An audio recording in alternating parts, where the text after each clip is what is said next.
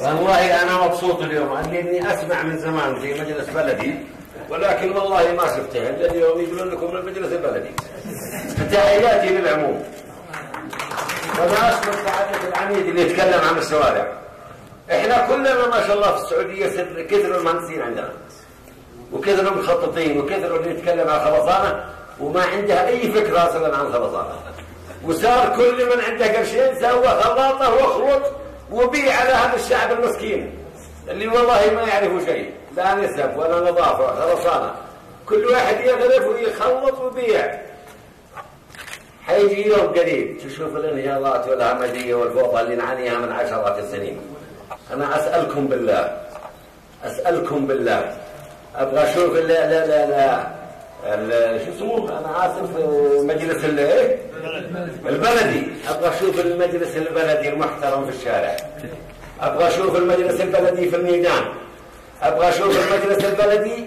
يا أخوان لا تلوموني، أنا آسف، لبست لها ضرورة خلف قدام الباب.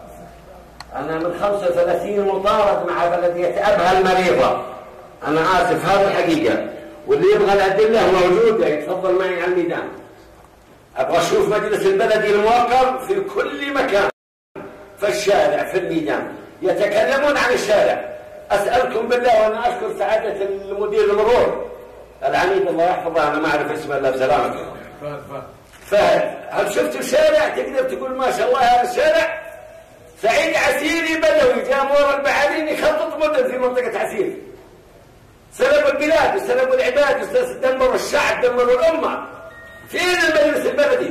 فين هو؟ ما أعرف أنا مش حرامي ولا مجرم، الدولة على عيني وراسي وكل محترم على عيني وراسي، لكن والله شبعنا كلام.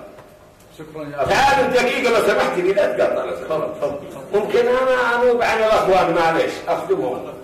تعال تفضل مواطن 35 سنة يا بلدية تبع، وسموها الأمانة كمان. أي أمانة تكلموا عنها؟ الشكل الأمانة اللي تكلموا عنها يا شباب في مندوب البلدية هنا. أي بلدية هذه؟ تعال شوفوا المزبلة. أصبحت السعودية، أنا آسف، أنا مهندس أتسكع في الشوارع عند الخونة في منطقة عسير. نعم، أمتلك ثروة من عدد لا يمتلكها أي مواطن، أمتلك خبرة خبير يتسكع في الشوارع. ما جاي أنفش راسي عند المجلس البلدي أو غير المجلس البلدي.